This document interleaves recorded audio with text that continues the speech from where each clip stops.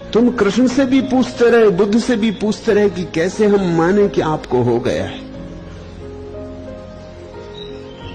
और मैं ये भी नहीं कहता कि तुम्हारा पूछना अकारण। असल में दूसरे का ज्ञान दिखेगा कैसे?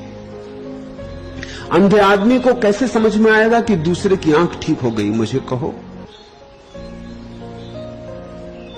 अंधा आदमी कहेगा जब तक मुझे दिखाई नहीं पड़ता, ये भी दिखाई कैसे पड़ेगा कि दूसरे की आंख ठीक हो गई? बहरे को कैसे पता चलेगा कि दूसरे को सुनाई पड़ने लगा है? ये तो सुनाई पड़े तो ही सुनाई पड़ेगा, दिखाई पड़े तो ही दिखाई पड़ेगा।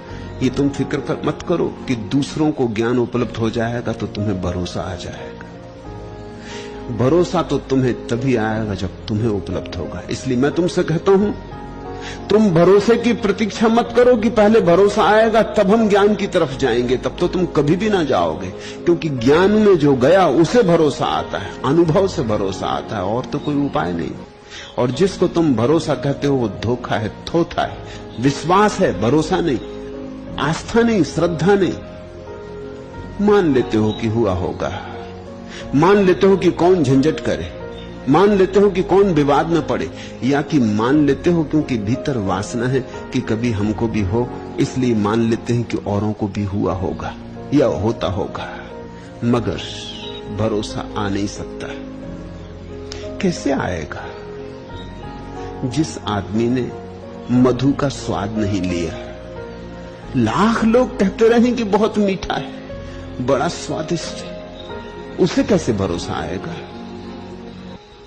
और जो आदमी मधु को लेने गया था और उल्टा मधु तो मिला नहीं, मधुमाखियों ने चीथ डाला है, उसको तुम भरोसा दिलवाओगे कि मधु बड़ा मीठा? वो कहेगा क्षमा करो, अब और ना उलझाओ।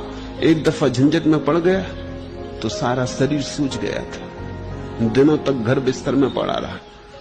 मुझे तो एक ही अनुभव आता है कि बड़ा कड़वा है।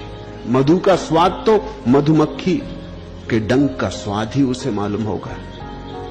लाख कोई तुमसे कहे कि मुझे परमात्मा का दर्शन हो रहा है, तुम कहोगे हमें तो कंकड़ पत्थर वृक्ष इत्यादि दिखाई पड़ते हैं, परमात्मा दिखाई नहीं पड़ता। तुम्हें वही दिखाई पड़ेगा जितना तुम देख सकते हो।